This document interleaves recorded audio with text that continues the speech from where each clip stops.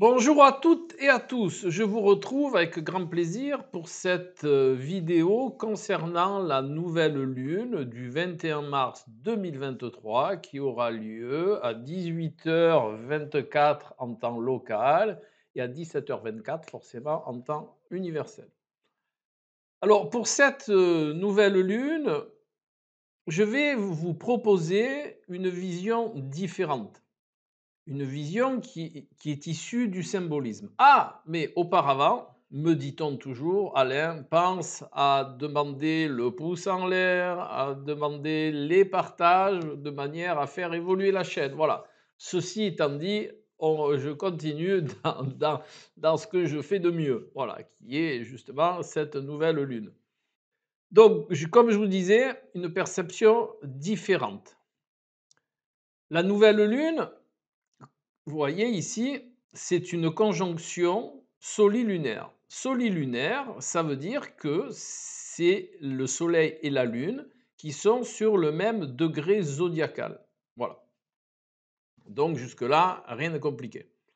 Maintenant, il faut concevoir qu'une conjonction, ce sont les deux astres qui sont un sur l'autre. Donc, on peut dire qu'ils fusionnent, hein. Ils sont vraiment un dans l'autre. Donc, il y a une fusion. Et c'est cette perception-là de la nouvelle lune qui est rarement explicitée. Et de plus, cette fusion, elle concerne aussi un axe de ces luminaires qui est aussi rarement employé, qui est pour la Lune le côté vraiment inconscient personnel, à contrario de l'inconscient collectif qui est lui sous la dépendance de Neptune. Et ceci engendre cela que dans cette nouvelle lune, il y a une conjonction entre l'inconscient personnel et l'inconscient collectif, ici représenté par Neptune, et il y a aussi une conjonction entre Soleil, Lune, Mercure. On pourrait même dire Neptune, Soleil, Lune, Mercure, hein, parce que si on prend un orbe un peu large. Voilà. Pour que ça soit plus simple, on va dire qu'il y a une quadruple conjonction Neptune, Soleil, Lune, Mercure, même si la conjonction Neptune-Mercure, elle est un peu tirée par les cheveux, donc c'est pas moi qui l'ai fait, et que de ce fait, on peut la compter, la conjonction, parce qu'elle est valide pour Lune-Neptune, Soleil-Neptune. Donc, comme cette triple conjonction de départ, elle est colorée par Neptune, on peut dire qu'il y a une relation indirecte entre Mercure et Neptune, et ça se joue à quelques minutes. Voilà.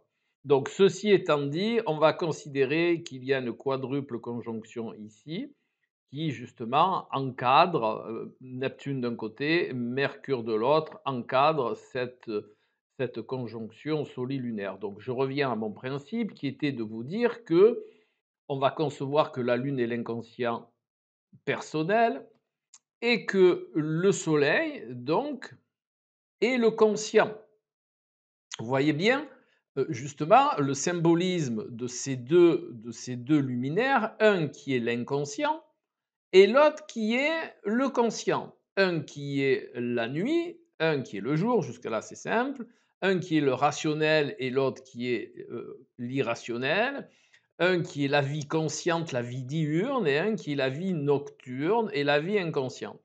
Eh bien, lors de la nouvelle lune, puisque c'est une conjonction, ces deux principes sont fusionnés. C'est-à-dire que quelque part, le soleil va éclairer l'inconscient et que l'inconscient va un petit peu mettre dans l'ombre le soleil. C'est exactement les principes, hein, d'accord? C'est exactement les principes symboliques. Donc, d'une manière un petit peu plus concrète, qu'est-ce que ça veut dire? Eh bien, ça veut dire que la nouvelle lune, c'est une occasion introspective pour concevoir, pour connaître son inconscient. L'astrologie, dans son principe, est la connaissance de soi, qui est un des paramètres fondamentaux pour entrer dans une voie d'éveil. et non pas quelque chose de figé sur lequel il faut se référer pour dire voilà, il m'arrive ça, c'est parce que j'ai ça là. Voilà. Moi, je ne suis pas trop d'accord sur ce principe-là. Il y a ça là, donc on va le faire évoluer. On va, de notre propre libre arbitre, grâce à la connaissance, qui est d'origine solaire, agir sur notre inconscient, là où se trouvent nos ressources, qui est d'origine lunaire. Eh bien, c'est bien cette perception que vous retrouvez dans la nouvelle lune, fusion entre le Soleil et la Lune, donc une interaction entre l'inconscient et le conscient. Donc, la nouvelle lune est vraiment à chaque fois une occasion d'introspecter notre inconscient, de pouvoir y mettre de la lumière pour percevoir des choses qui se trouvent dans notre inconscient. Et qu'est-ce qui se trouve dans notre inconscient? Eh bien, ce sont nos ressources. Ce sont toutes les ressources dont on va se servir dans notre conscient pour mettre en place toutes les choses dans notre vie sur les trois plans, physique, émotionnel et puis subtil. J'aime pas trop le mot spirituel parce qu'à l'heure actuelle, il englobe tout plein de choses. C'est un petit peu un sac à fourre-tout. Donc, je préfère le terme de monde subtil. Voilà. Donc, maintenant, on a posé un petit peu, on va dire, les premières pierres de la compréhension. De plus, comme je vous ai dit, Neptune est aussi là pour cette nouvelle lune, donc ça va rajouter la dimension de l'inconscient universel. Pour bien comprendre ces phénomènes, ces symboles de l'inconscient, comme je vous ai dit tout à l'heure, dans l'inconscient se situent nos ressources. Il faut imaginer l'inconscient comme une vaste bibliothèque où il y a toutes nos ressources rangées par domaine, par genre. Voilà. Et quand on a quelque chose à faire, quoi que ce soit, on va aller chercher le livre qui correspond à la ressource dont on a besoin, de manière à l'amener dans le conscient, le soleil, et de s'en servir de manière consciente. Voilà. Eh bien, si vous préférez, la nouvelle lune, c'est comme si on prenait une lampe et qu'on allait visiter les rayons de notre bibliothèque, là où se trouvent toutes nos ressources, donc dans l'inconscient lune. Voilà, j'espère être clair. Vous me direz en commentaire si je suis clair ou pas. Voilà. Et de ce fait, il y a aussi la notion d'inconscient universel sur lequel va venir se mêler quelque part, hein, puisqu'on est dans une conjonction, et c'est une conjonction qui est pas très large, hein, il y a que 5 degrés d'écart entre les deux luminaires et Neptune, donc il y a cette notion aussi de joindre et de faire référence à l'inconscient universel. Alors, pour avoir une idée claire de cela, c'est comme si on prenait un livre dans notre bibliothèque et qu'on regardait s'il y avait une correspondance dans la bibliothèque universelle. Et on va se dire, tiens, ce livre, il peut correspondre à ce livre-là. Ce livre-là, il peut faire référence à ce livre-là.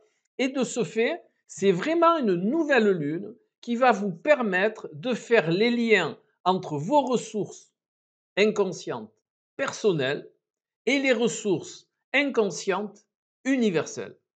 Eh bien, à chaque nouvelle lune, hein, puisque c'est toujours une conjonction solilunaire, donc il n'y a pas toujours Neptune, donc forcément, s'il n'y a pas Neptune, eh bien, ça sera d'aller investiguer, introspecter uniquement sa bibliothèque personnelle. Mais là, de plus, il y a Neptune, donc comme je vous ai expliqué, c'est intéressant.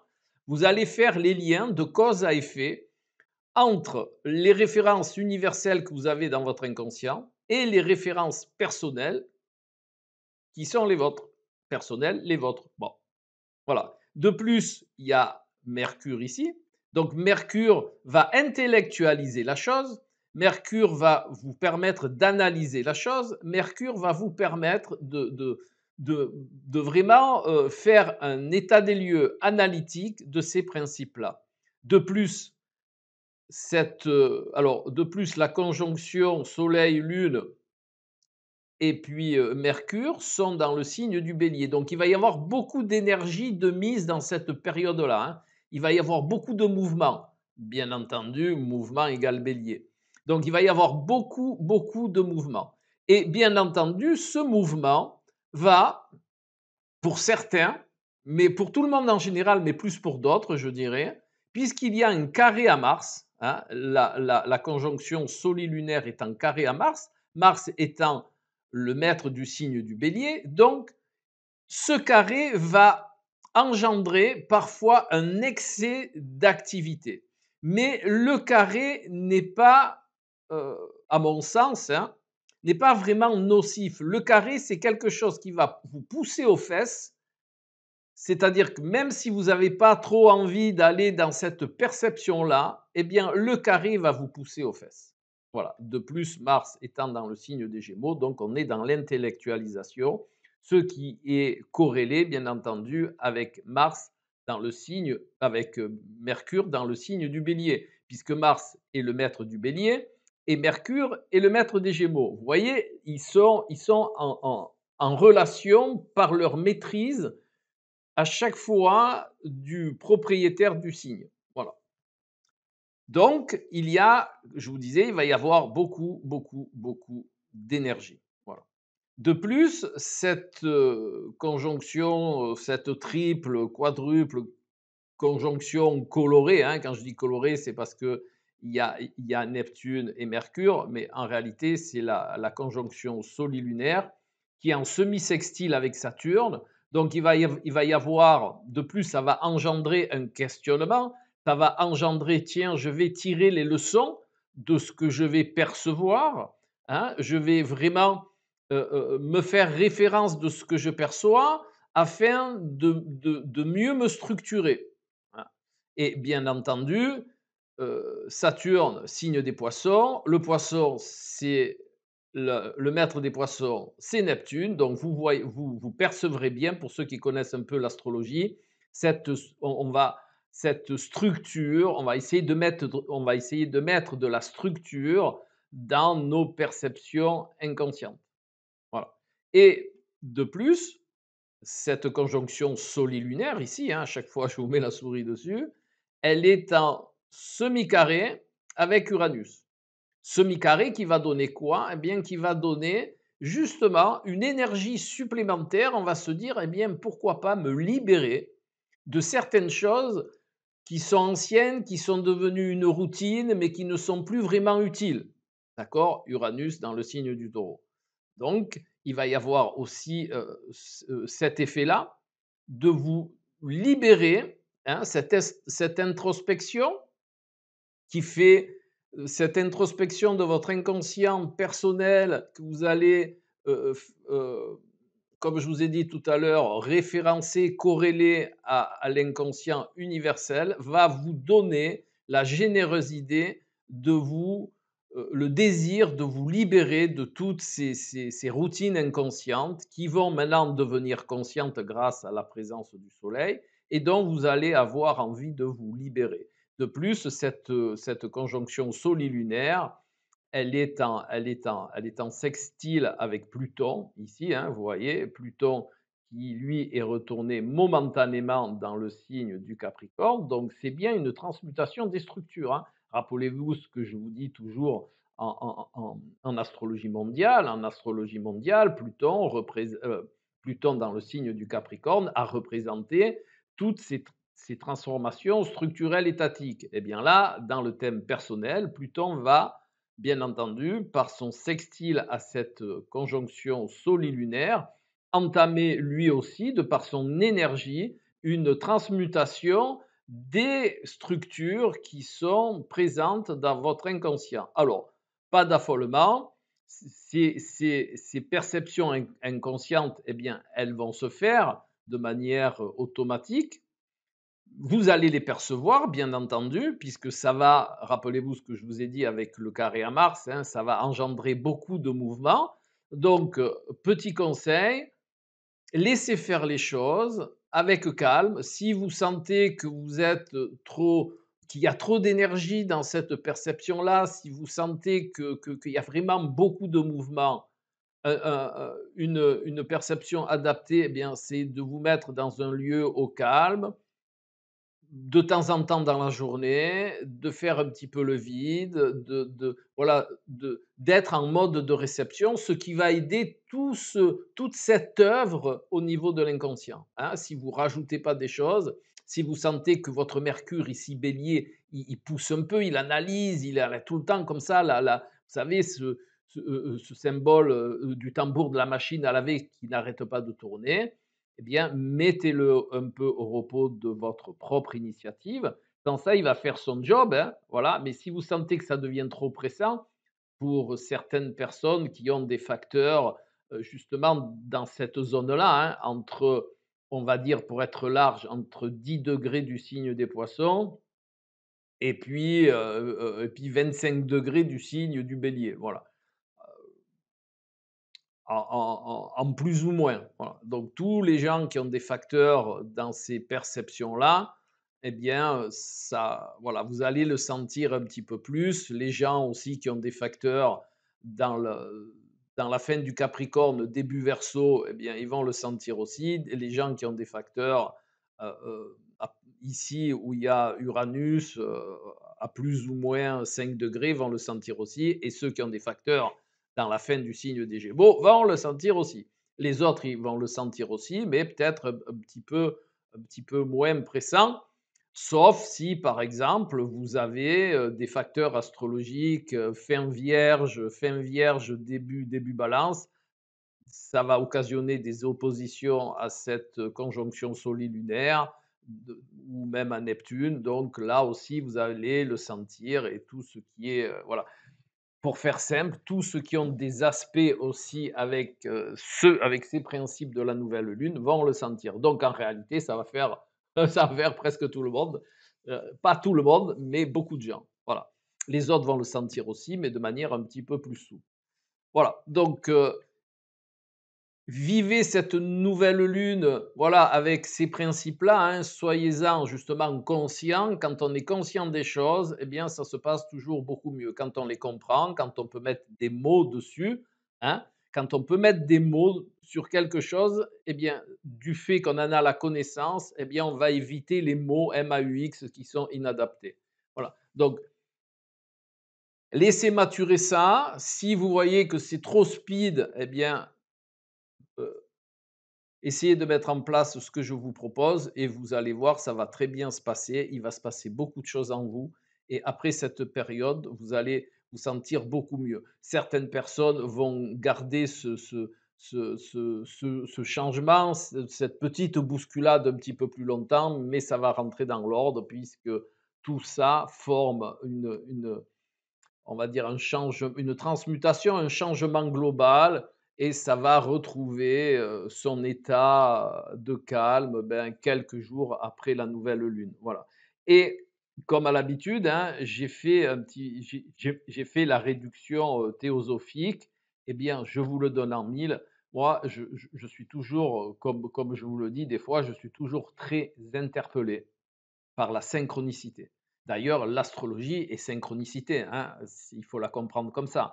L'astrologie, c'est une synchronicité entre ce qui se passe dans le ciel et ce qui se passe sur la Terre. Voilà. Ce n'est pas les planètes qui viennent vous influencer en direct. Hein. D'accord. C'est synchronicité. C'est ce qui est en haut et comme ce qui est en bas, hein, table d'émeraude. Donc, on est dans cette perception-là. Eh bien, pour cette nouvelle lune, réduction théosophique faite, et je vous le donne en mille, d'après tout ce que je viens de vous dire, eh bien, ça donne l'arcane 13 du tarot de Marseille, qui est l'arcane de la transmutation, et qui est l'arcane de la transmutation, bien entendu, avec une connotation inconsciente. Donc, vous voyez, ça ne pouvait pas mieux se mettre en place. Donc, cette arcane, qu'est-ce qu'elle vient apporter de plus? Et cette arcane, elle vient apporter vraiment le phénomène de transmutation. Qu'est-ce que la transmutation? La transmutation est un état A d'où va découler un état B totalement différent de l'état A par un principe de dissolution. Hein. La transmutation est un terme alchimique qui y est un processus de justement de transmutation avec un état de dissolution. Pour vous donner un exemple dans la nature, parce que vous savez que l'astrologie et toutes les voies initiatiques, c'est-à-dire les arts anciens, sont toujours des références aux énergies invisibles de la nature, c'est-à-dire aux processus de la nature. Et pour ne pas déroger à cette perception, il y a un exemple très, très adapté à la transmutation dans la nature, qui est la chenille qui se transforme en papillon. Beaucoup de personnes pensent que c'est la chenille qui se transforme en papillon. Ça serait une transformation. Transformation, essayez de la voir par la langue des oiseaux. Transformation indique un changement de forme. Mais la transmutation, c'est c'est une mutation. D'accord. Une mutation, c'est une mutation au sens de muer, c'est-à-dire je change de peau, d'accord.